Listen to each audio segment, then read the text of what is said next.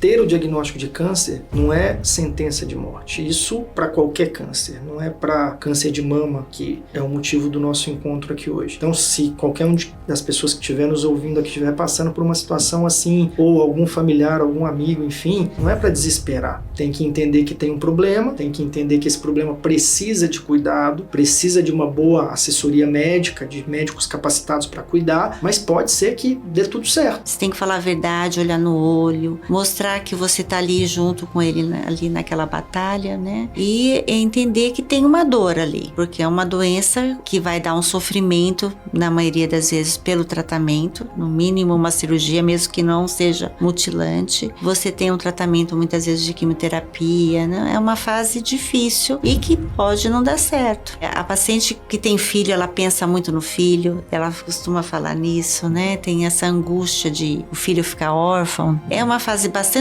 difícil e aí que tá o papel do médico, que você tem que fazer a diferença. E da família, se você tem uma família que acolhe, às vezes você faz uma reunião familiar no consultório, a paciente leva todo mundo. É bem difícil. O diagnóstico do câncer, essa fase inicial, a paciente, depois ela conta pra você, ela lembra de frases que você disse na hora. E o que eu vejo depois que passa tudo isso? Ela tem um diálogo de que a vida melhorou, de que ela dá mais valor à vida, que ela não liga para pequenas coisas. Então, assim, tem esse lado também que eu acho que é um lado de valorização da vida. Dr. Paulo Henrique é oncologista pelo Instituto do Câncer. Hoje atua na Rede DOR.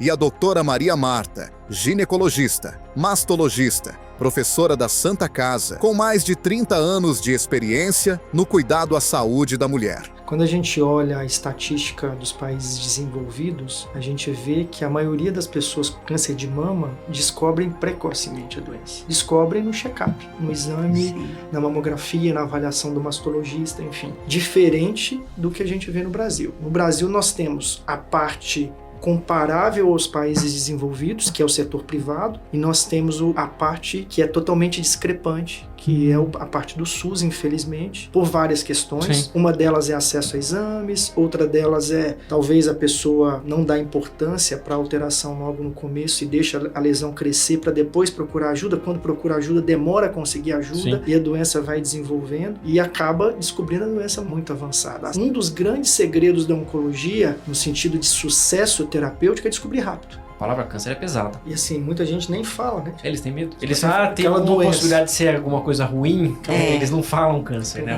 Pensar positivo, acreditar e fazer sua parte. E você, já fez sua mamografia este ano? Se inscreva no Triuncast e ajude a espalhar informação que salva vidas. Olá a todos, sejam novamente muito bem-vindos aqui ao Triuncast. Eu sou o Dr. Thiago, eu sou médico urologista e hoje a gente vai ter um episódio aqui especial do Outubro Rosa. Eu tenho já o meu amigo que já veio aqui uma vez com a gente, Dr. Paulo Henrique do Amor Divino, ele que é oncologista pelo Instituto do Câncer e atualmente atua na oncologia da Rede DOR.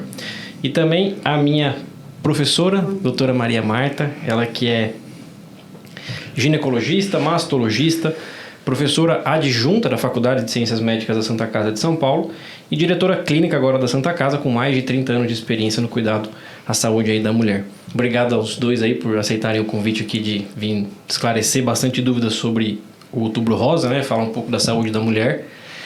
E sejam bem-vindos aqui ao podcast. Obrigado, Thiago, pelo convite. Um prazer estar aqui com você de novo e um prazer enorme estar aqui com a nossa professora para debater esse assunto tão importante que é o cuidado da mulher, né, com relação ao câncer de mama, em especial no mês que é dedicado a isso, que a gente comemora ou utiliza, né, como Outubro Rosa, para dar mais ênfase ainda nesse assunto que é tão relevante. Eu também agradeço o convite, é uma honra estar aqui com vocês, dois profissionais que hoje em dia orgulha muito a gente, por a gente ter contribuído aí, ter, né, estado junto na faculdade. E hoje em dia eu trabalho com o Paulo do Amor Divino, encaminho as minhas pacientes, várias pacientes para ele, e é uma honra a gente estar aqui nesse bate-papo com você. Show de bola. Paulinho, como é que você foi na parte da onco e você trata bastante paciente com câncer de mama, né? Eu lembro a gente teve até um paciente em conjunto, né? Eu tive uma paciente que, acho que a doutora Maria Marta não deve saber desse caso. Era uma paciente que ela tinha um tumor de bexiga, um tumor urotelial. E aí eu fiz a cirurgia da parte urológica e pedi a avaliação dele para fazer o acompanhamento.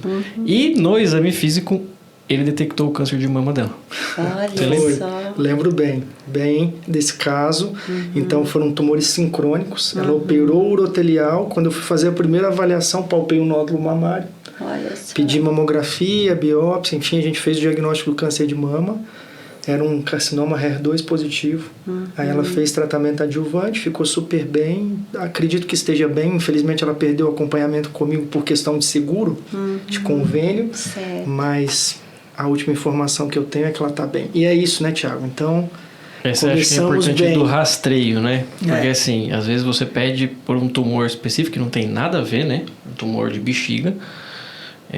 E aí vem a questão do tumor de mama que diagnosticado de maneira pelo exame físico, né? Foi, a princípio, um diagnóstico precoce.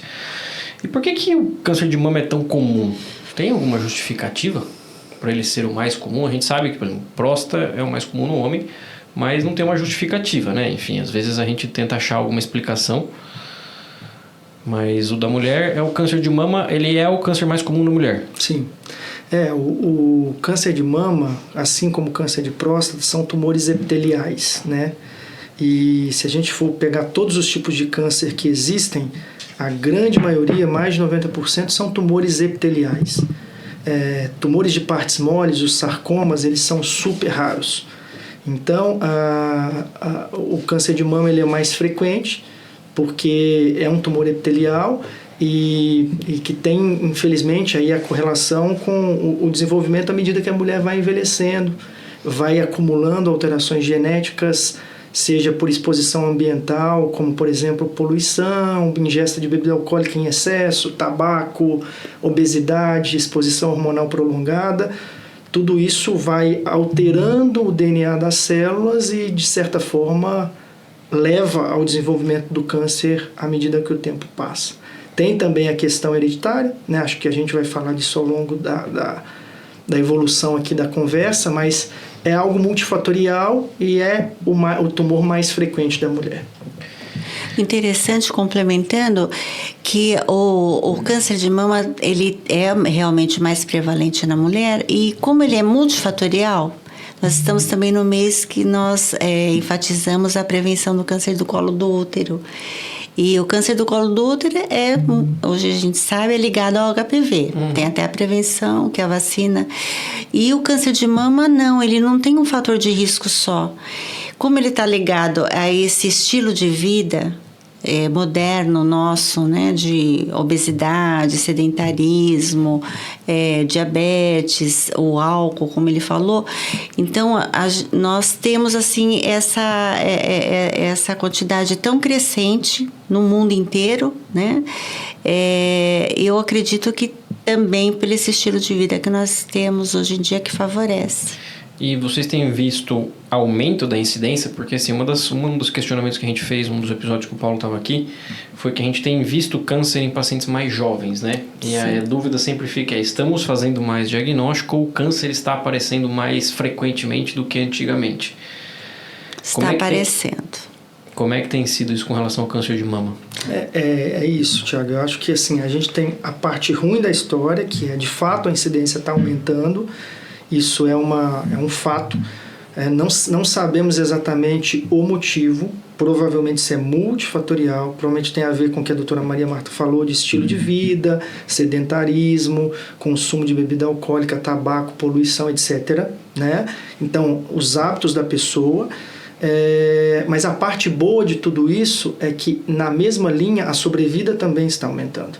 Por que a sobrevida aumenta? Porque os tratamentos estão ficando mais eficazes. O tratamento cirúrgico melhora, o tratamento radioterápico melhora, as medicações melhoram e o reflexo disso é os pacientes ficando cada vez mais tempo vivos, com qualidade, com doença curada para alguns ou controlada para outros, isso em longo prazo. Então, sim, está aumentando, não sabemos exatamente a causa, mas a parte boa é que na mesma direção os tratamentos estão melhorando e a sobrevida também.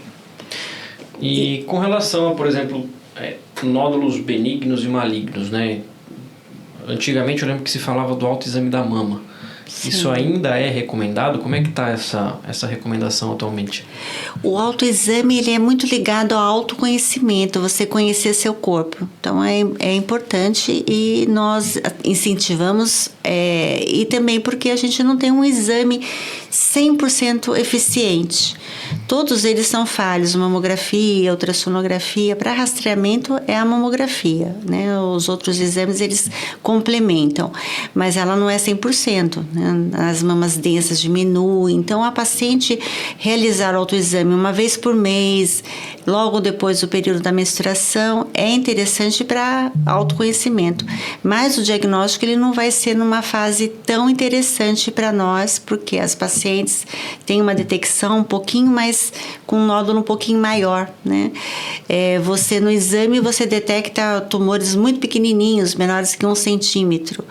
E no autoexame, geralmente 2 centímetros. E aí, muitas vezes, você já tem que fazer quimioterapia e aí você vai ter um prognóstico um pouquinho pior. Não é tão interessante, né? A vantagem, Tiago, do autoexame é que, assim, é algo inócuo, né? Sim. A paciente vai tomar banho ali, vai se lavar, ela pode palpar a mama e ver se detecta alguma coisa diferente. Como ela vai palpar por anos seguidos, quando ela tem uma pequena alteração, se ela for uma pessoa atenta, ela tende a notar essa alteração. E isso tem que virar a chavinha e falar, preciso ir na minha mastologista, para que a mastologista avalie, solicite os exames e detecte o mais rapidamente possível. E a questão do pós-menstruação, né? O ciclo menstrual interfere na densidade da mama? Interfere. A mama, no período pré-menstrual, ela tem toda uma mudança preparando para uma possível gestação e possível preparo da mama. Então, você tem um aumento da densidade, aumento do volume. Então, fica mais difícil de você detectar o nódulo. Uhum. Então, no período pós-menstrual, que essa mama ela volta ao normal dela, você consegue individualizar. E a gente sempre fala para o autoexame não ser para você fazer diagnóstico, porque é difícil, né? A mama, ela tem os lóbulos, então ela parece um cachinho de uva, eu explico mais ou menos assim. Então, ela vai ter áreas nodulares.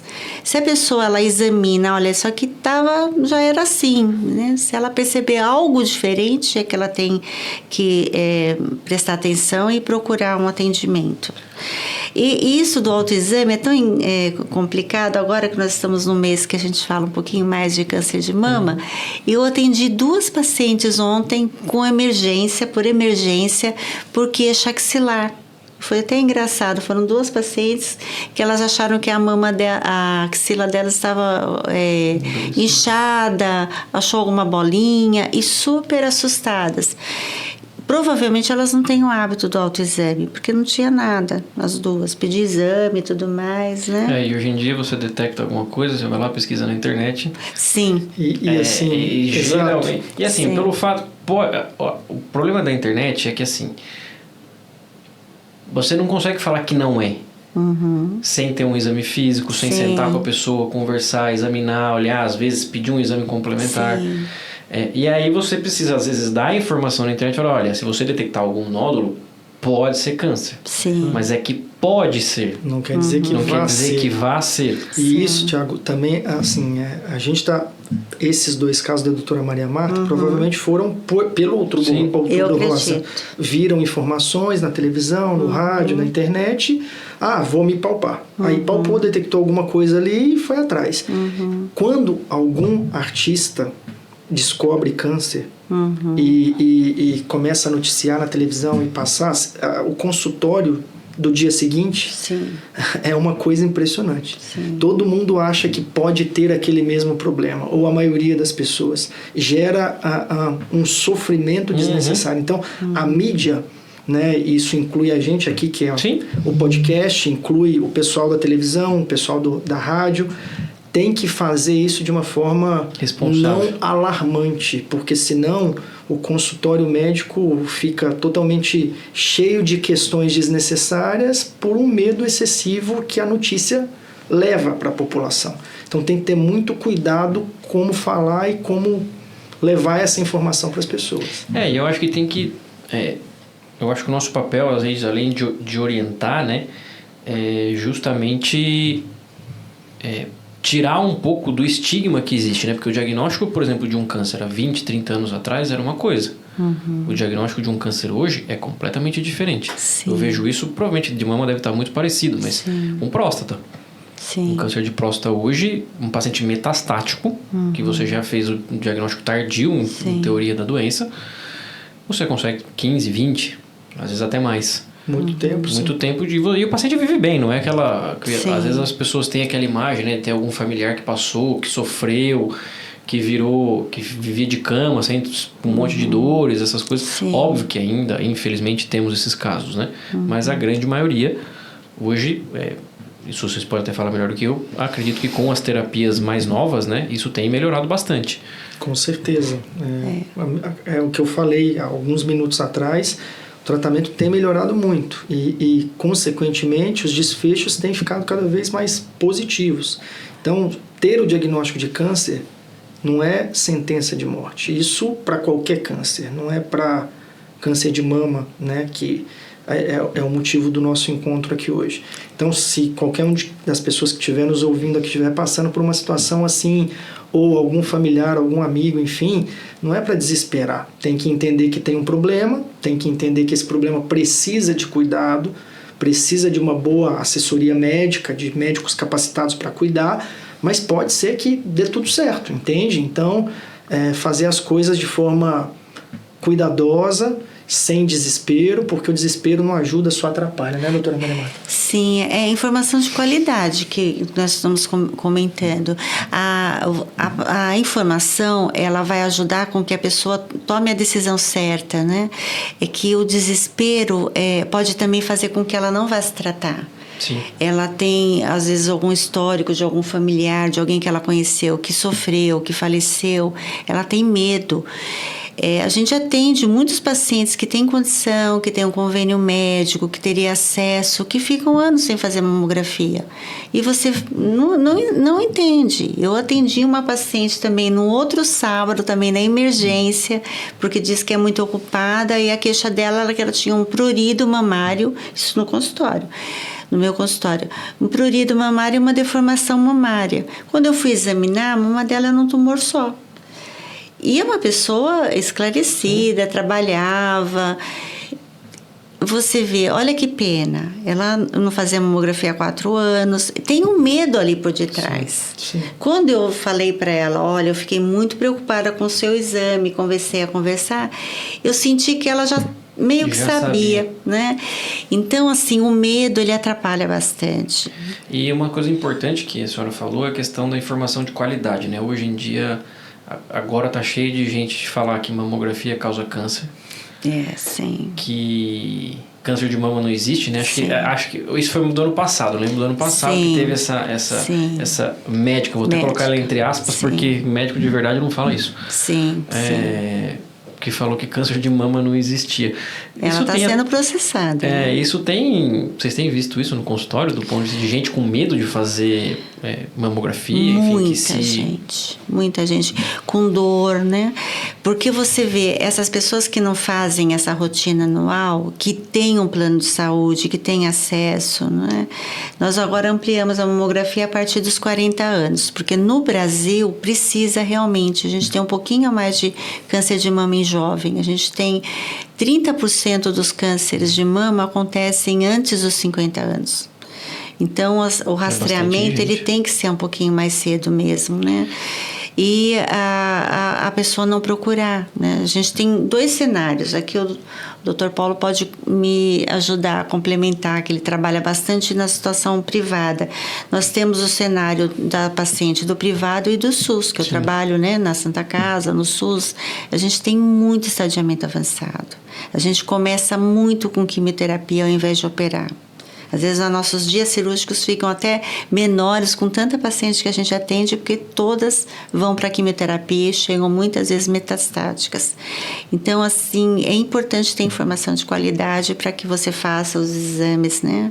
E procure um tratamento mais no início. Assim, Tiago, isso que a doutora Maria Marta comentou é algo importante para falar de acesso. Né? Quando a gente olha a estatística dos países desenvolvidos, a gente vê que a maioria das pessoas com câncer de mama descobrem precocemente a doença. descobrem no check-up, no exame, Sim. na mamografia, na avaliação do mastologista, enfim.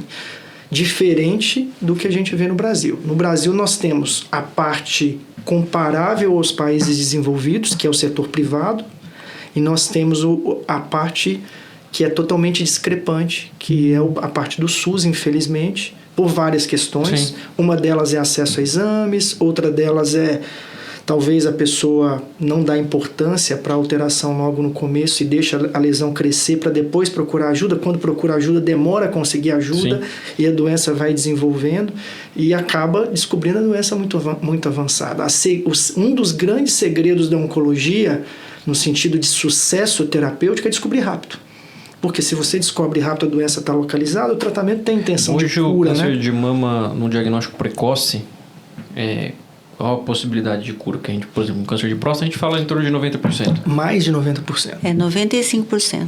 Só com cirurgia.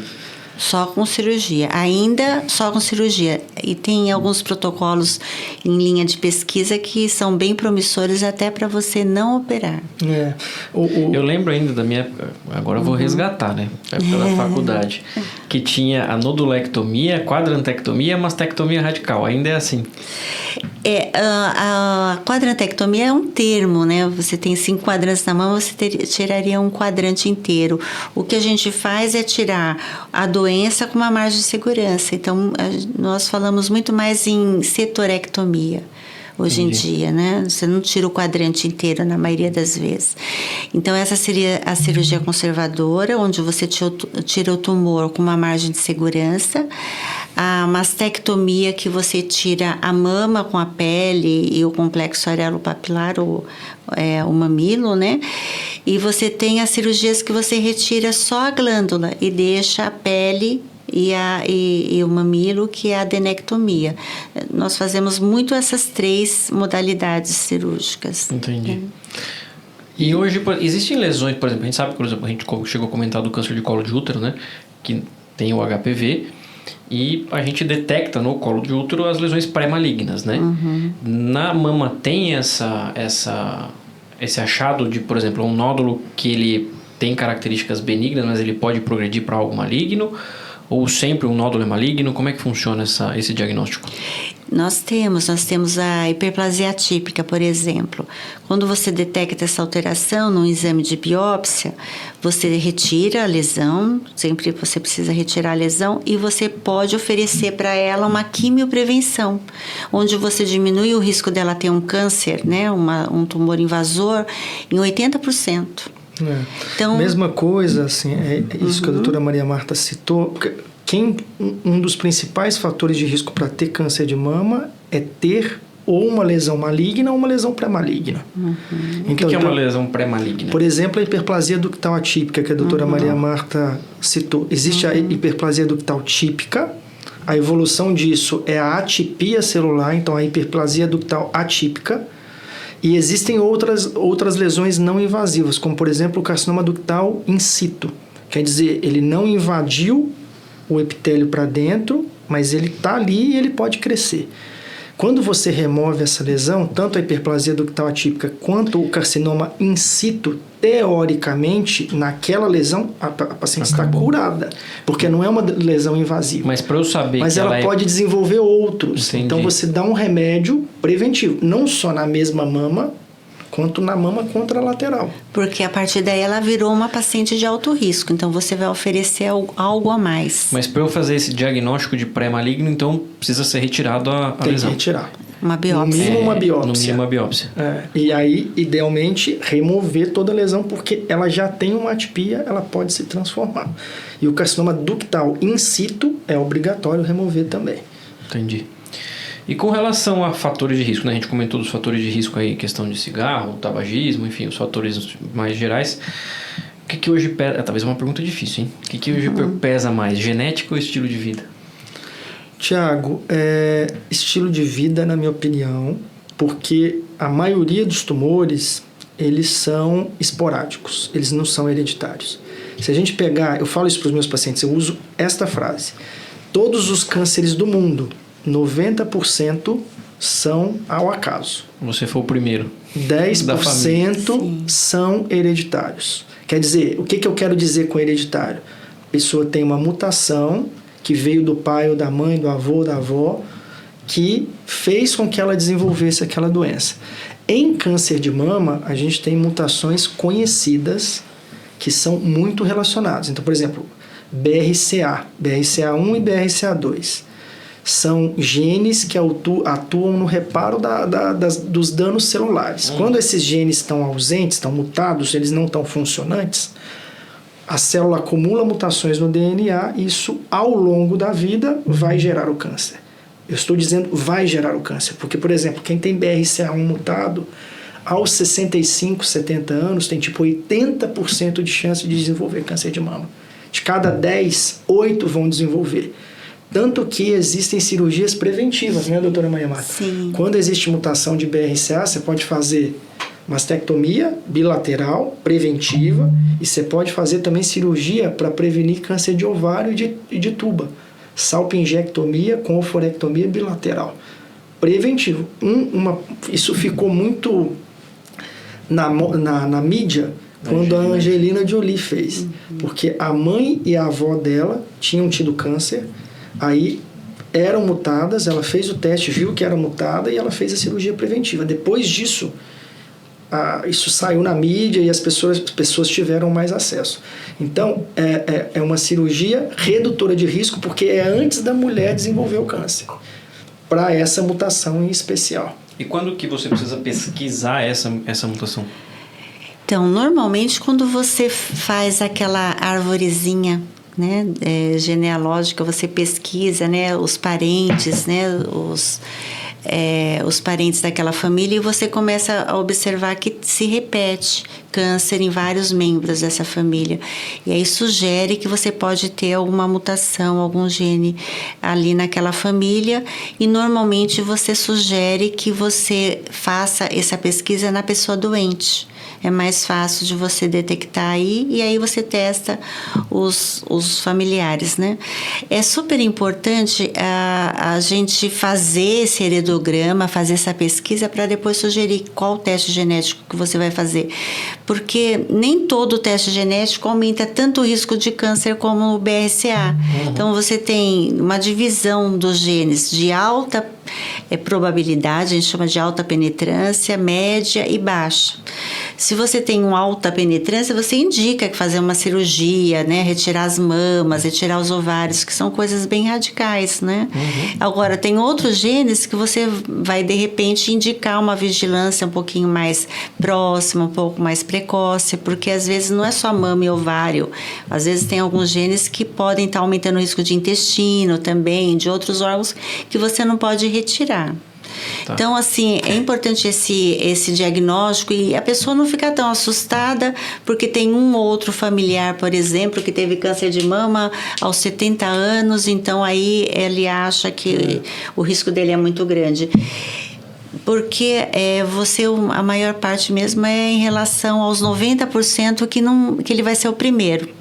Então, que também às vezes gera uma tranquilidade. Na minha família ninguém teve câncer, então eu não estou muito preocupado com câncer. Mas você pode ser o primeiro, então tem que ficar preocupado. É isso. E assim, uma outra coisa boa disso é que esses testes genéticos estão ficando cada vez mais baratos. Sim. É isso, eu vi o pessoal oferecendo até esses testes, você compra pela internet, faz o raspa, não sei se é confiável, né? Mas você compra e manda pro laboratório, acho que é raspado salivar, alguma coisa assim. Dá pra você fazer por saliva, dá para fazer por sangue.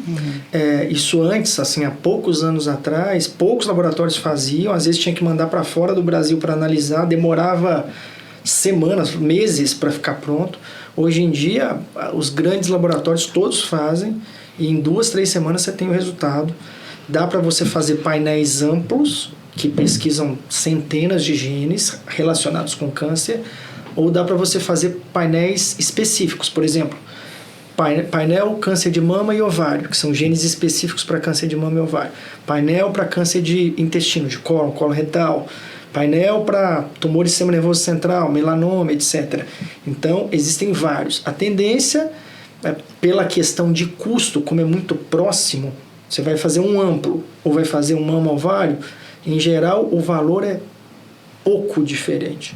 Então, a gente acaba, na maioria das vezes, pedindo para fazer o amplo, para detectar, para ter a chance de detectar mais coisas. Eu sou um pouquinho... eu e várias pessoas pensam que não é o ideal você fazer o teste, porque tem alguns países que você pode comprar o teste. Isso que eu ia perguntar. Olha, assim, se eu quiser lá, vou fazer eu não tenho nada, vou lá e fazer isso. É indicado? Porque o teste, eu não sei se você já viu um resultado de um teste. O teste, ele não é tão claro assim. Eu já vi, na verdade, esses testes, né? A gente faz bastante para fertilidade, né? Ah, tá. E aí você tem as pesquisas dos genes lá. Na verdade, a hora que você bate o olho, você fala é positivo. Mas na verdade é o contrário. Você vai ler... Porque não é tão simples assim. Você tem algumas mutações que podem surgir no teste que nós não sabemos o significado, são as VUS. E você tem algumas alterações que elas não aumentam tanto o risco. Elas podem estar na baixa penetrância. E como que você vai interpretar tudo isso? Você tem que ter um profissional. Sim. E às vezes você pode gerar um exagero de preocupação, um estresse. Fica mais ansioso do que está acontecendo do que realmente um problema. Né? Então, é por isso que você tem que ter um profissional por trás. Nos Estados Unidos, o NCCN, ele recomenda que toda paciente que tenha câncer de mama de 65 anos para baixo, faça o teste genético. Então, assim... paciente que teve o câncer. Que teve o câncer. E o que o Paulo pode falar melhor é porque, além de você ter essa análise do risco que a pessoa tem, dela mesmo, né? De outros cânceres, da família. Isso pode ajudar no tratamento. Sim. Que tem alguns tratamentos que a gente faz de acordo com alguma mutação. Né? E assim, já é presente isso, mas o futuro vai ser cada vez mais assim, Tiago. Por exemplo, eu falei do BRCA, né? Se a paciente tiver um câncer de mama metastático e ela tiver o BRCA mutado, ela abre a opção de usar um medicamento, uma classe de medicamentos que chama inibidor de PARP. O mais conhecido é o olaparib. Então, se você não tem esta informação, a paciente pode deixar de usar um tratamento que é efetivo para ela. Por isso que as entidades médicas acabam recomendando, às vezes até de forma, entre aspas, exagerada a realização, porque pode interferir na prática clínica, no tratamento da paciente. Mas eu concordo plenamente com a doutora Maria Marta. Eu acho que a gente tem que... A função do médico é pesar todas essas características prós e contras, custo do teste, como é que é a cabeça daquela paciente, se ela ficaria demasiadamente ansiosa com o resultado, por exemplo, uma variante de significado indeterminado. Como o próprio nome diz, a gente não sabe, né? E aí como é que ela lida com essa situação daqui para frente, sabendo que ela tem uma alteração que pode ter relação com câncer, mas que a gente não tem certeza hoje se tem ou não. E decidir se vale a pena ou não indicar o teste para aquela pessoa, né? E nisso, o oncogeneticista, que é o profissional especializado em genética médica, que vai estar habituado a lidar com essas alterações, ele é um profissional que faz parte do cuidado desse paciente e, idealmente, deve ser consultado, se possível, até antes da execução do teste. E sempre que eu solicito, eu converso isso com o paciente. Você não pode sair solicitando o teste para todo mundo. Você tinha feito essa pergunta, eu devo fazer o teste? Não. A resposta é não. A resposta é, você deve consultar um médico que vai avaliar o seu histórico pessoal e familiar e a partir daí, como todo bom exame, decidir se vale a pena. Porque o exame ele é complementar. O resultado dele pode ter uma interferência prática na sua rotina de acompanhamento médico, como pode não ter. Então, assim, não é para todo mundo. Quem tem que decidir isso é o médico que acompanha a pessoa. Existem outros fatores de risco? Eu lembro que tinha questão relacionada à amamentação, gestação. Quais são esses específicos? O que a gente tem é que, assim, a gestação, você atingir a gestação no final do terceiro trimestre, você tem uma mudança molecular, né, celular. Você tem uma mudança da célula-mãe, da stem cell. Você tem, ela passa da mudança do tipo 1 para tipo 2, que na verdade ela é mais diferenciada, ela é mais resistente, mais madura, ela fica mais resistente aos fatores que podem dar câncer, né, os carcinógenos. Então ela fica uma célula mais protegida. E isso é confirmado. E isso dura para sempre. Então, a gestação no 3º trimestre, a amamentação, ela vai favorecer, mesmo porque quando você amamenta, você teve essa gestação, né? Então, você tem o filhinho, mas também porque você fica num período sem aquela ação do estrogênio e progesterona na mama, que gera muito falta de menstruação, amenorreia. E isso protege, porque esse ciclo estrogênio e progesterona na ação mamária faz com que é um fator de risco para câncer também. Então, você amamentar por grandes períodos também teria a proteção. Então, a gente oferece e sugere que amamente, mas o lado que realmente é mais confirmado é a gestação e 3º trimestre. Aborto pode até ser ao contrário, pode até aumentar o risco, porque você tem todo aquele estímulo mamário, proliferação do tecido e não consegue fazer a diferenciação, né? Em geral, Tiaguinho, sempre que você tem exposição hormonal aumentada, por exemplo, a mulher na menopausa, que faz a administração de hormônio, né? Faz reposição hormonal. Você está usando hormônio no momento fisiológico do seu corpo de repouso. Isso é um fator de risco. Então, se a mulher que menstrua cedo e que tem uma menopausa tarde, ela teve muito mais tempo de exposição hormonal. Isso é outro fator de risco. E o que a doutora Marta comentou são fatores de proteção, porque você está descansando o tecido mamário da exposição hormonal. Quando está amamentando, quando tem a gestação, etc. Então, lembrar sempre que quando a exposição hormonal é prolongada, o risco de câncer de mama é maior. Existe alguma... Isso agora é pergunta completamente de leigo, porque isso me veio na dúvida exatamente agora. A gente tem visto cada vez mais frequente o uso de testosterona em mulher, né? Existe alguma relação? Tiago, chips de beleza, né? E assim, quem coloca diz, dura 3 meses, 6 meses... E às vezes dura anos. Sim. Às vezes a mulher colocou há 5 anos e está lá com o nível hormonal lá em cima. Então, assim, a testosterona, lembrar que ela pode ser convertida em estradiol, né? A aromatase, que é uma enzima que todos nós temos, que está no tecido gorduroso, na suprarrenal, converte androgênio em estrogênio. Então, a testosterona ela pode ser convertida em estradiol e o estradiol é um fator de risco para câncer de mama. Então, não é seguro, principalmente para mulheres que têm um histórico familiar grande ou que têm uma mutação dessas que a gente comentou conhecida.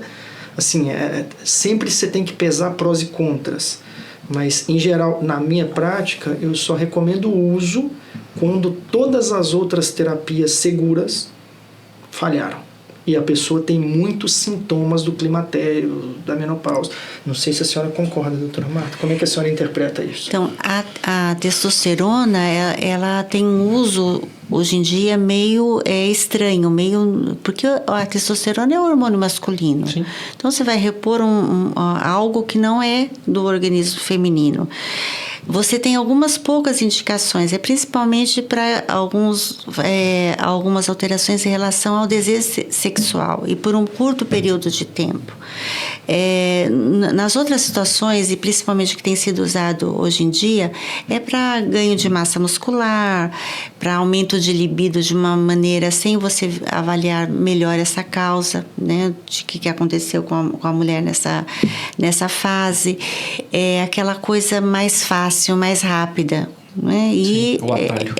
E ela não é recomendada, aliás, ela é recriminada pelas sociedades de mastologia, sociedades de ginecologia obstetrícia. E sem contar, né, que assim, a maioria dos métodos que dosam testosterona, eles, na verdade, erram no diagnóstico de testosterona quando ela está no limite inferior ou no limite superior, né?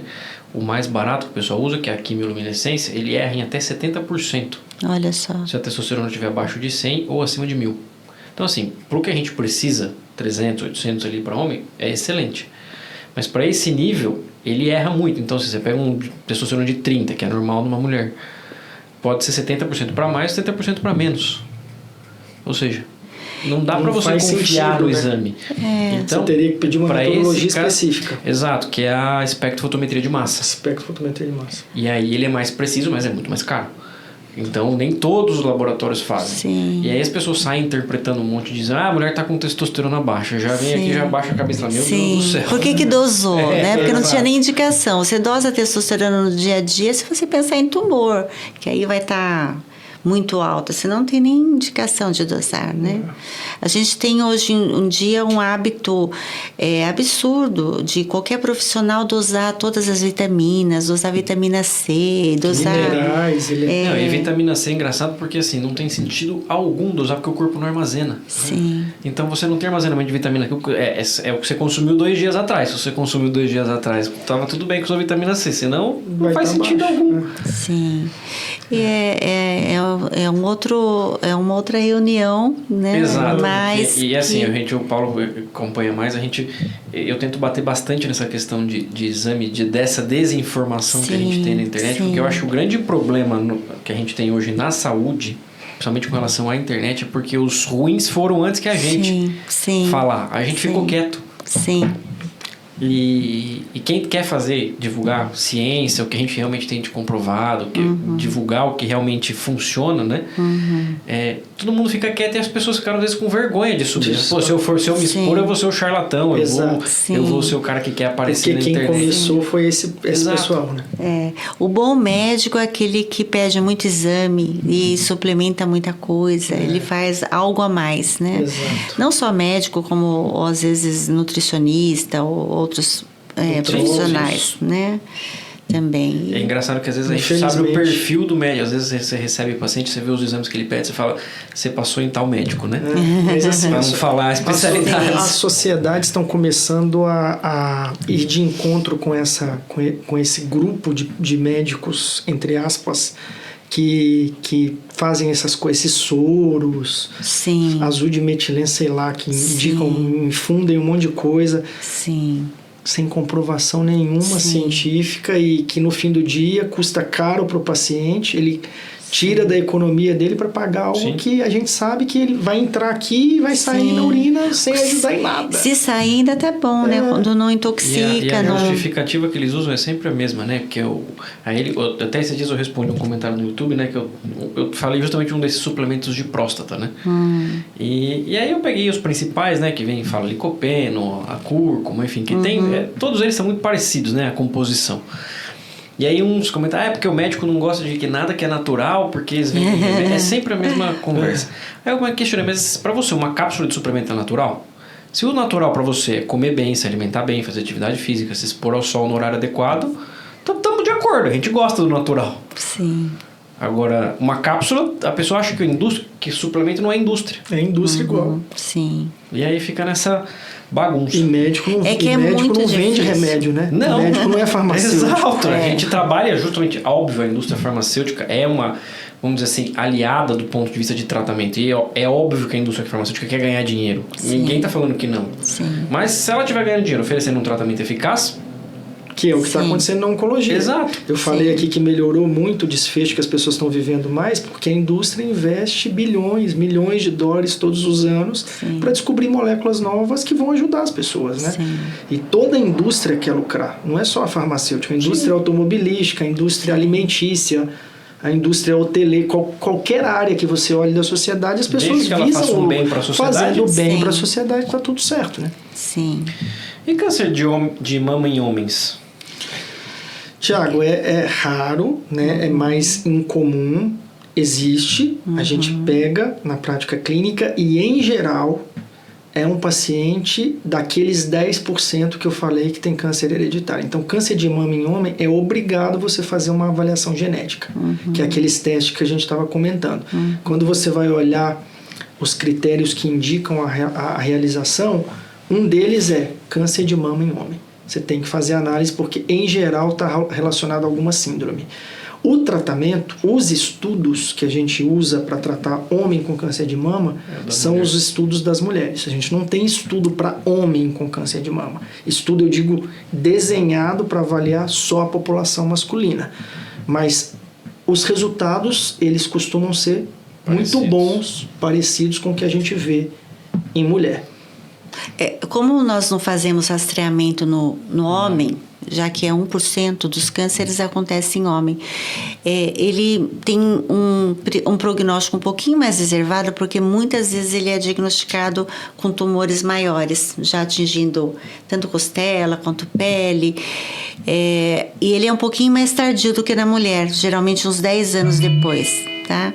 Mais ligado ao BRCA2, né, que indica aí uma mutação aqui naquela família. Na Santa Casa, a gente tem um número grande de pacientes com câncer de mama em homem. A gente está fazendo um dos trabalhinhos com os alunos.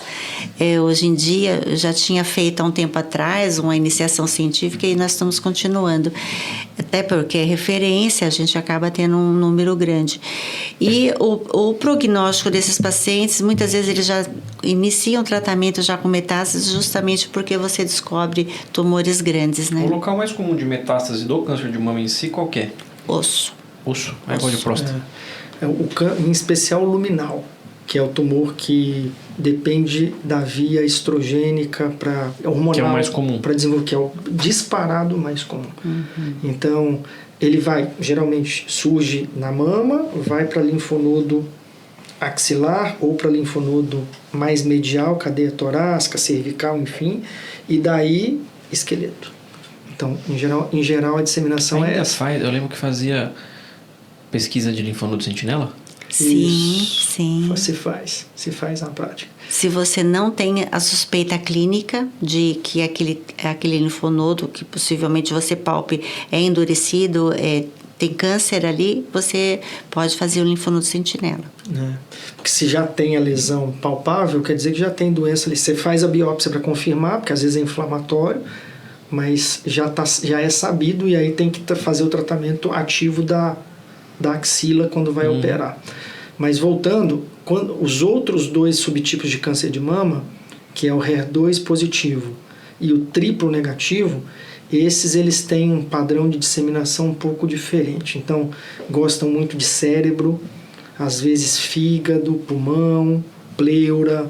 Então, são tumores, em geral, mais agressivos e que, portanto, se disseminam sistemicamente mais do que o luminal.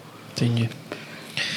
E, doutora, a senhora comentou da mamografia, né? Que hoje em dia a gente começou para 40 anos de idade, né? Existe indicação de começar mais cedo, em alguns casos? Então, quando você tem um familiar, principalmente de primeiro grau, você começa o rastreamento 10 anos antes. Mas é que o problema é que a mamografia, quando a paciente é muito jovem, ela não vai ajudar a detectar, porque o parênquima é branquinho, o tecido da mama é branquinho, as doenças são branquinhas, então fica tudo branco, né? A mamografia trabalha com contraste, a gordura é preta e aí a doença é branca, então você consegue fazer o diagnóstico. Então, abaixo dos 30 anos, você tem que lançar a mão de outros exames. Então, muitas vezes até uma ressonância magnética, não é? Mas a gente também tem essa correlação com a faixa etária.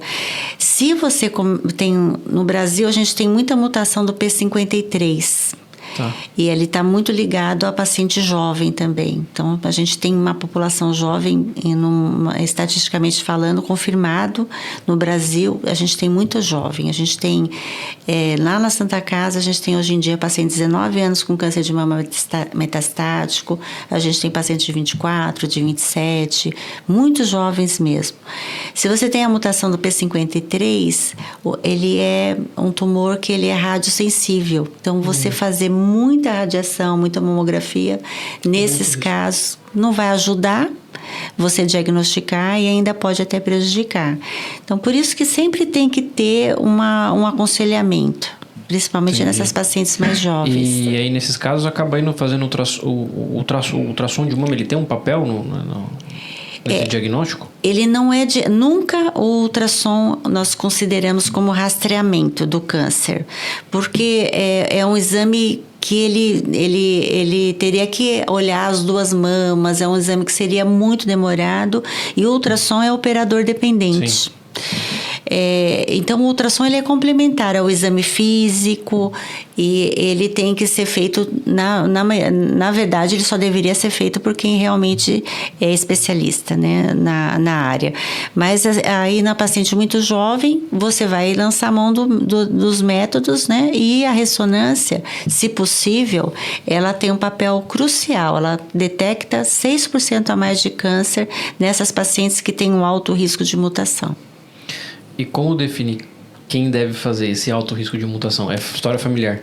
História familiar, se ela tiver já um diagnóstico, né, de uma mutação, porque muitas vezes você tem o diagnóstico da mutação, mas você já não vai retirar as mamas. Não tem só essa modalidade de tratamento preventivo.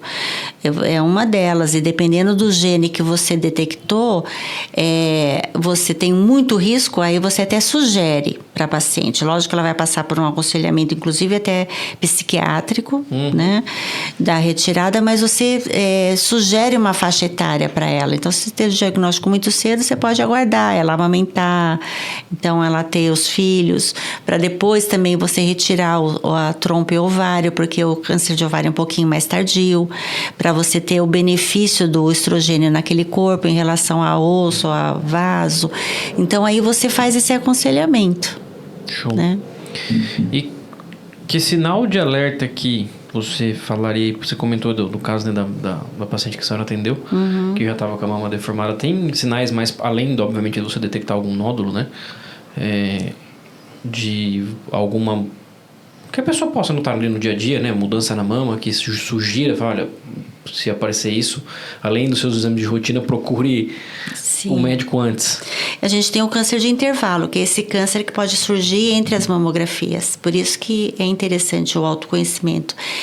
Um mamilo entrar, né, para dentro, né, invertido, você ter saída de líquido pelo mamilo espontaneamente, sangue principalmente, ou incolor, que a gente chama de água de rocha, são bem importantes para a gente fazer um aprofundamento nesse diagnóstico. Água de rocha. Água de rocha. Eu que dou essa aula no terceiro ano de propedêutica, acho que até hoje devo ter dado para vocês. E é interessante porque assim, se a pessoa, saiu sangue da mama, acho que assusta, né? Enfim, sangue quando sai de lugar que não está esperando, geralmente assusta todo mundo. Sim.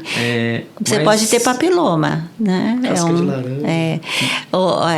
O edema, casca de laranja, que nós chamamos, que é como se fosse uns furinhos, né? Uns furinhos na mama, como se estivesse bem inchado, como se fosse celulite, né? Na mama. Você ter gânglios, né? Também.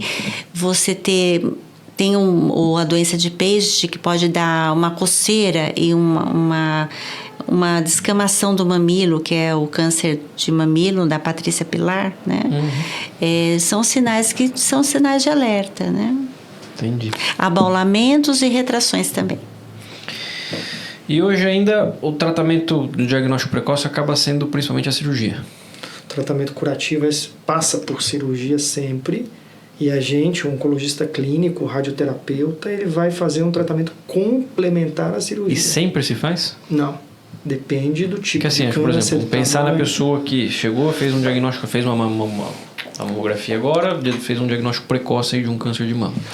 Um tumor pequeno, 1 centímetro, 1,5 centímetros, receptor hormonal alto, KI67, que é um índice de proliferação celular baixo, não tem linfonodo na axila. Esses dados, esse KI67, esses dados eles vêm da biópsia? Vem.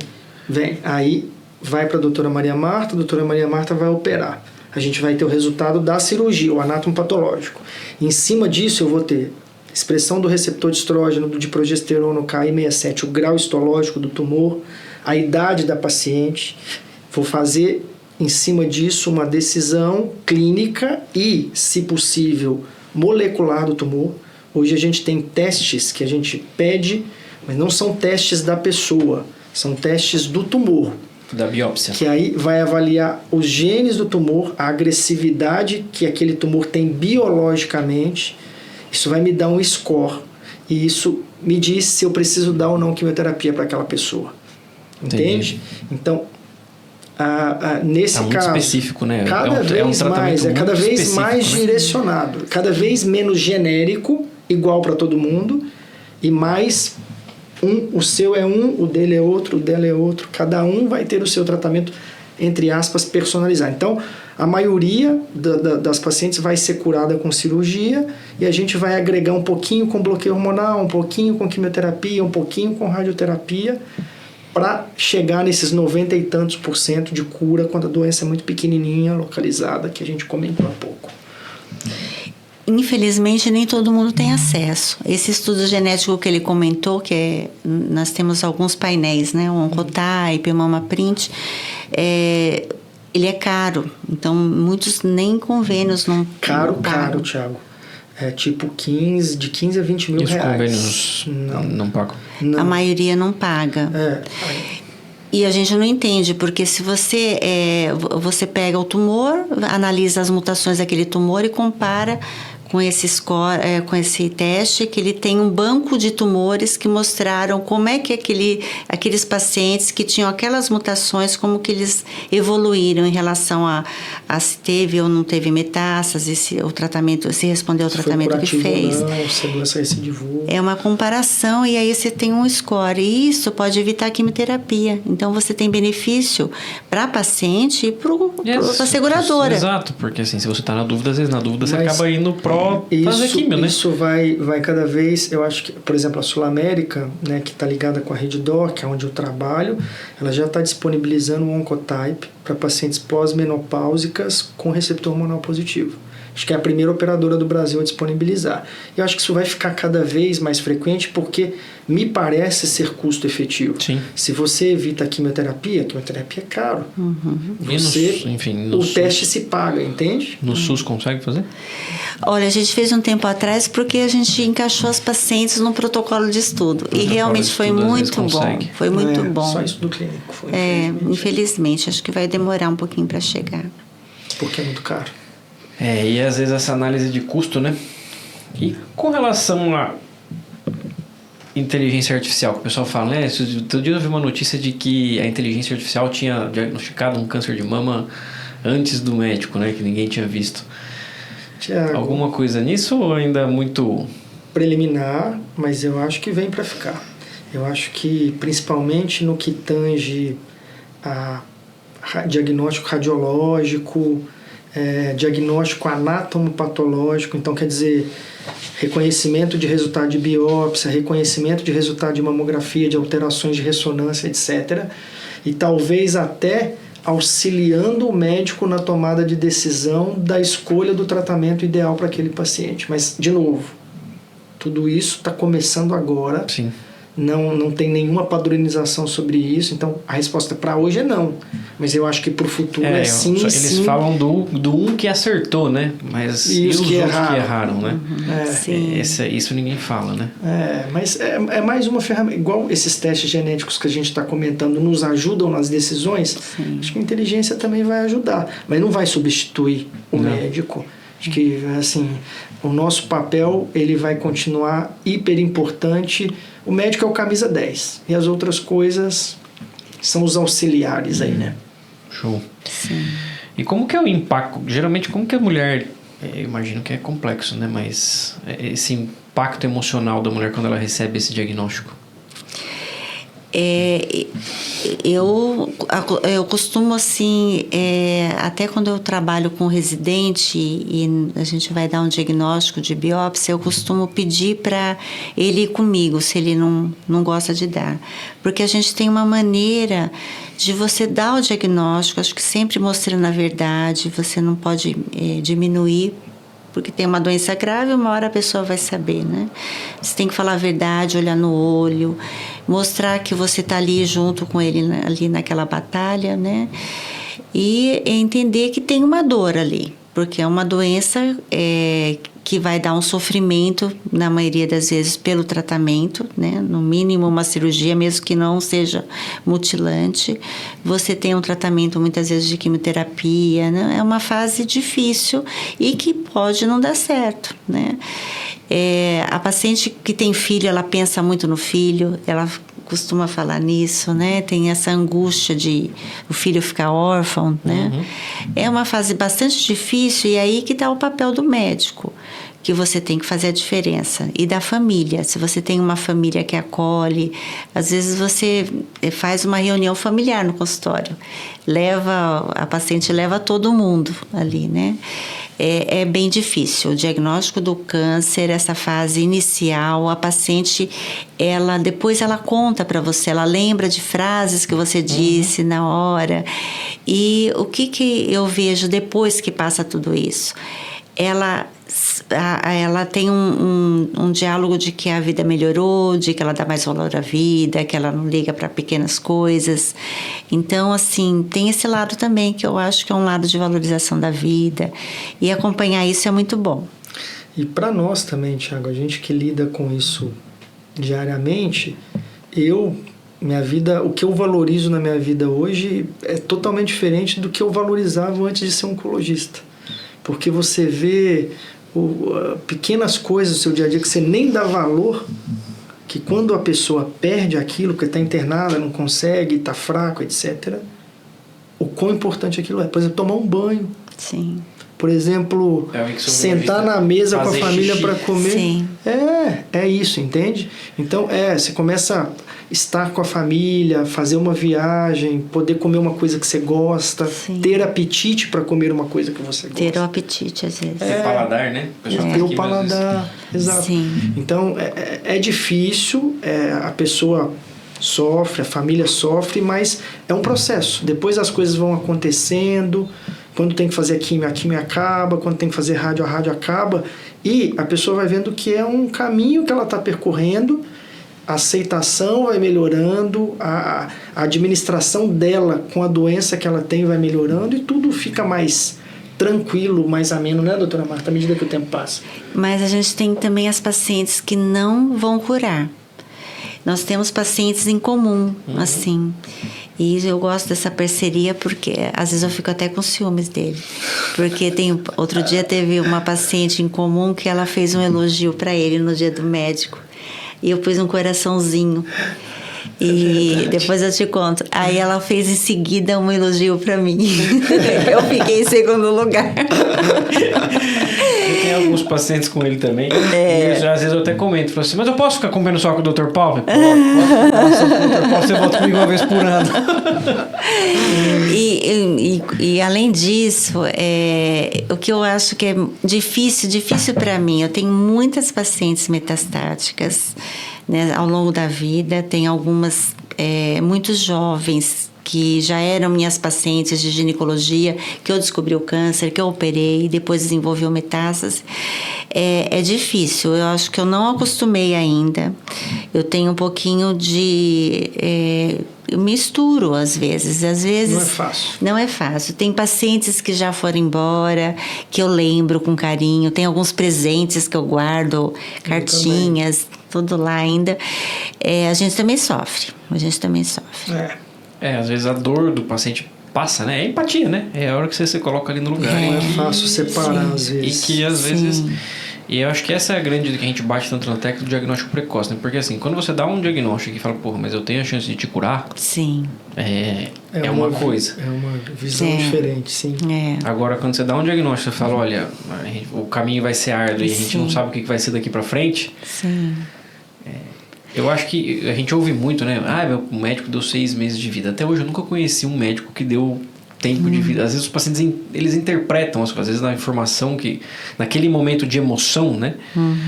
Muitas vezes ele entende as coisas um pouco deturpadas, né? Pelo quadro emocional, enfim. Você recebeu um diagnóstico, né? Querendo ou não, por mais que o tratamento avançou e que hoje as terapias estão muito boas do ponto de vista tanto de efeito colateral quanto de eficácia do tratamento, a palavra câncer é pesada. Super pesada. Sim. E assim, muita gente nem fala, né, Tiago? Eles têm medo. Eles falam, tem alguma possibilidade de ser alguma coisa ruim, eles não falam câncer, né? Com medo. E às vezes até mas o meu câncer é maligno? Exato. Essa é uma pergunta frequente. E o que eu acho importante, que eu não consigo separar a ciência do lado espiritual. nessas situações eu não consigo deixar, lógico que eu respeito os ateus, os agnósticos, Sim. mas como eu acredito muito, eu consigo passar e isso me alivia. Em algumas pacientes a gente vê que alivia também, e saber que Deus cuida da gente também, Ele está cuidando de todas as coisas. Então eu sinto que isso também ajuda na minha prática do dia a dia com as pacientes. E eu concordo plenamente, acho que o Tiago também, aqui nós somos os 3 religiosos, a gente vai para a missa junto também. Olha eu sei só. que você também vai. Sim. Então, eu acredito, assim, eu não só acredito, como tem estudos clínicos Sim. mostrando que quem tem fé, em geral, tem um desfecho melhor do que quem não acredita em nada. Sim. Então, eu sempre oriento os pacientes a aflorar o lado espiritual, Sim. seja com o pastor, com o padre, no centro espírita, no que for. O importante é você ter algo para se apegar, que você acredite, que você goste, porque isso vai te ajudar a enfrentar e vai fazer o processo ser mais... E muitas vezes aquilo é menos espinhoso. Aquele processo é o chamado, né? Vai saber, Pode ser. Que a gente tem coisas que a gente não consegue explicar, né? Sim, é a vida. É a às vida. vezes as pessoas falam, meu amigo, até Jesus Cristo sofreu. Sim, Né? sim. Quem somos nós? Exato. É isso. E a gente aprende muito com a paciente no dia a dia. Porque tem casos que as pessoas sofrem, mas elas estão muito firmes ali, trabalhando, né? Fazendo tudo. E você fala, será que eu conseguiria fazer o que ela está fazendo? Às vezes a gente nem sabe a força que tem, né? Sim. Show. E a gente falou da questão dos fatores de risco, mas eu acabei esquecendo de perguntar. Anticoncepcional aumenta o risco de chance de câncer de mama? Então, esses riscos que nós falamos de anticoncepcional, de terapia hormonal de menopausa, existe um risco muito pequeno e que ele é relacionado ao tempo de uso. Tanto, por exemplo, o anticoncepcional, se você usa muito cedo, que é onde a gente recomenda, porque uma gestação nessa fase da vida muito jovem é ruim, né? E o tempo de uso, são muitos anos. Mas o lado bom e que a gente continua usando é que é um risco muito baixo, aumenta muito pouco em relação ao que ela ia ter. E no caso da pílula, né, do hormônio, 10 anos que ela parou de usar o anticoncepcional, o risco dela fica igual a quem nunca usou. Então, por exemplo, uma paciente que usa anticoncepcional dos 18 anos até os 35 anos. Aos 45 anos, que é onde vai estar aumentando o risco dela de câncer de mama, o risco dela ficou igual. E assim, uma dúvida que eu tenho com relação, comentou, será que não existe, talvez os estudos já tenham falado sobre isso, né? Porque, por exemplo, quem tende a usar mais anticoncepcional, em teoria, tende a engravidar menos. Sim. Então, assim, tá bem definido, por exemplo, uma mulher que usou tanto de anticoncepcional, você tem que fazer o pareamento, né? De gestação, sem gestação. Então, será que não foi a gestação que foi o fator protetor? Esses estudos, por exemplo, estudo de anticoncepcional, são cortes populacionais. É observacional, né? Observacional. E aí tem muitos vieses, né? Por exemplo, você não está pareando ali se a pessoa come mais carne ou menos carne, bebe mais álcool ou menos álcool, se ela tem tipo IMC de 30 ou de 25 ou de 35. Então, são geradores de hipótese, mas não são confirmatórios. Gera uma correlação, né? O que eu faço, assim, que eu acho que é o que a maioria faz? Se a pessoa precisa usar um anticoncepcional porque tem uma condição médica que exige ou um risco de gestação desnecessária que a pessoa não quer, não tem problema usar. O que você não pode fazer é manter esse tratamento por um período de tempo longo sem necessidade. Por exemplo, eu quero prevenir gestação. Beleza, você vai prevenir gestação, usar no período que você precisa prevenir gestação e depois para. Sem contar que tem outros métodos, né? E tem outras coisas que você pode fazer, né? Então, é saber que tem um risco pequeno, fato, isso é uma coisa que está aí, que não tem como discutir, embora sejam estudos questionáveis do ponto de vista metodológico, mas tem um risco maior, sim, mas não é um risco tão grande assim que justifique o não uso, que tem que enterrar a pílula e ela não serve para mais nada. Sabe? É um aumento de um caso, são poucos casos que você tem em relação ao risco relativo. E você tem diferentes tipos de hormônio ao longo da vida. Então, tem alguns hormônios mais novos, em uma quantidade menor, sim, que você nem tem estudo para você falar deles. Sim. Porque em câncer, você sempre pensa em pelo menos 10 anos. Então, sim, tem hormônios que você não tem esse tempo todo. E existe na terapia hormonal até estudos que mostram benefício, proteção. O estrogênio isolado na pós-menopausa teve benefício em relação a quem não usou. Então, a gente tem que estudar muito sobre isso, mas o que realmente importa é que o câncer ele é multifatorial e às vezes a pessoa se preocupa muito, olha, eu não uso pílula, mas ela é sedentária, ela é obesa, ela fuma, ela toma álcool todo dia.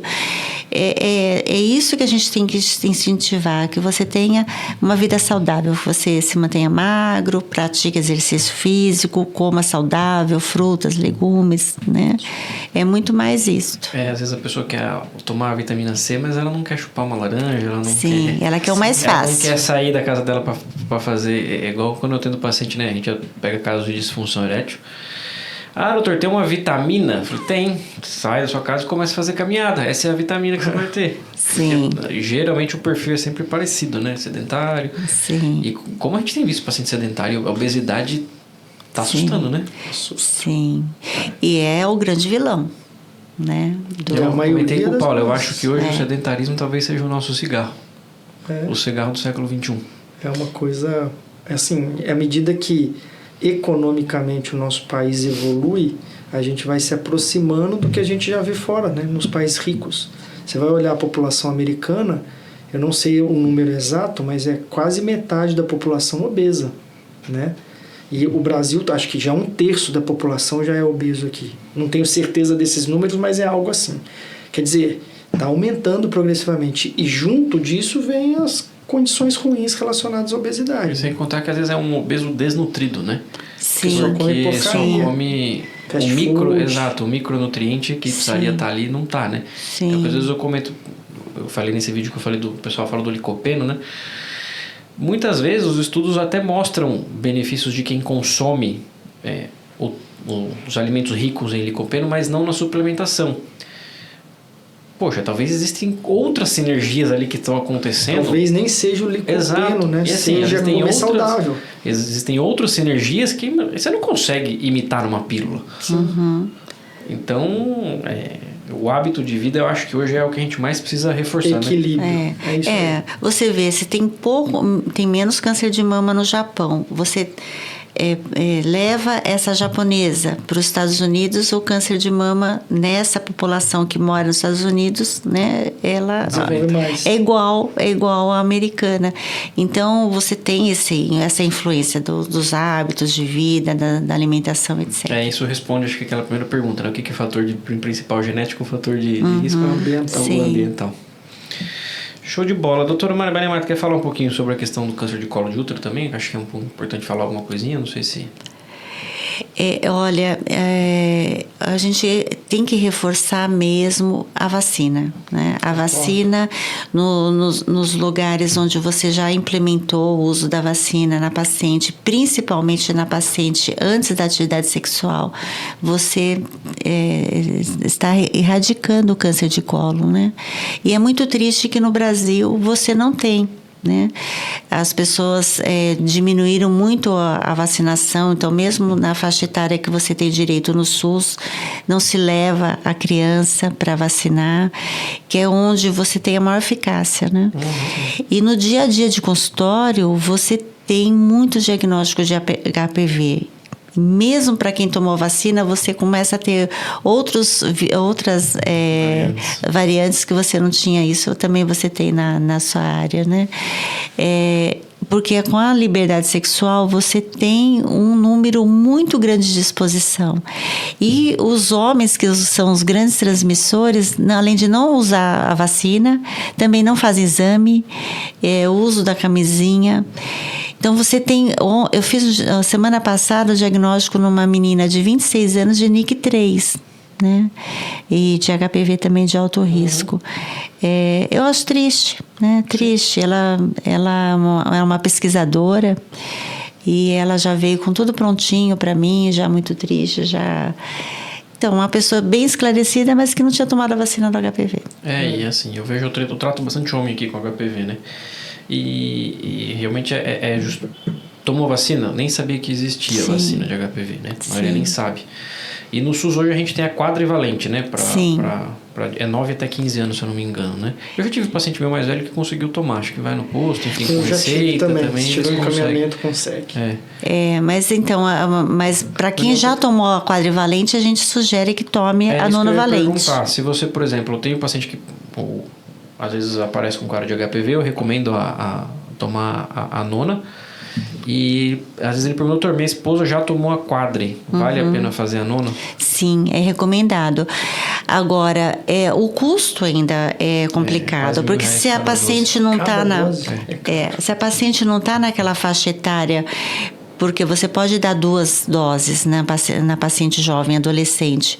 Na paciente que extrapolou, a imunidade dela não é tão boa, então ela precisa das 3 doses. Então você vai gastar 9 vezes 3. É bem complicado, né? É 0, 2 e 6 meses num curto período de tempo.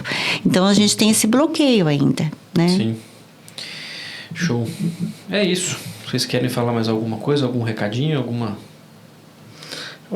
mensagem final? A mensagem que eu quero passar é para que as mulheres tenham uma vida saudável, para que façam o dever de casa bem feito, cuidar da alimentação, cuidar do sono, cuidar da atividade, fazer atividade física regular, né? É isso que está ao nosso alcance, é isso que é modificável e é isso que é o cerne da questão, que é o principal. Se eventualmente detectar alguma alteração, seja na autoavaliação, seja num exame que o seu médico pedir, não é para ficar desesperado, não é para achar que acabou, que não tem o que fazer, que vai ter um diagnóstico que pode ser um diagnóstico que vai, enfim, ter uma consequência ruim para a sua vida. Não é para pensar assim. Para procurar o seu médico, seguir as recomendações que ele te der. E, enfim, como a gente comentou, tudo está melhorando e tem tudo para dar certo. É isso, pensar positivo, acreditar e fazer a sua parte bem feita. Reforçando, ele comentou prevenção primária e secundária, né? Então, dentro dessa prevenção primária é estilo de vida mesmo, né? É exercício, fazer exercício, comer bem, né? Eu ainda acrescento isso, o lado espiritual e as 3 gargalhadinhas por dia, você levar a coisa um pouquinho mais leve, né? No bom humor, e fazer a mamografia. A partir dos 40 anos, anualmente, ter um ginecologista para chamar de seu, mesmo que seja no posto de saúde. Não deixa para a última hora, faz antes o seu cadastro, né? Cria aquela rotina que mesmo no SUS você consegue fazer um tratamento. Tem um postinho onde você vai, né? Médico da família também, e fazer a mamografia. Show de bola. E a todos que ficaram com a gente aqui até o final, muito obrigado e até o próximo episódio.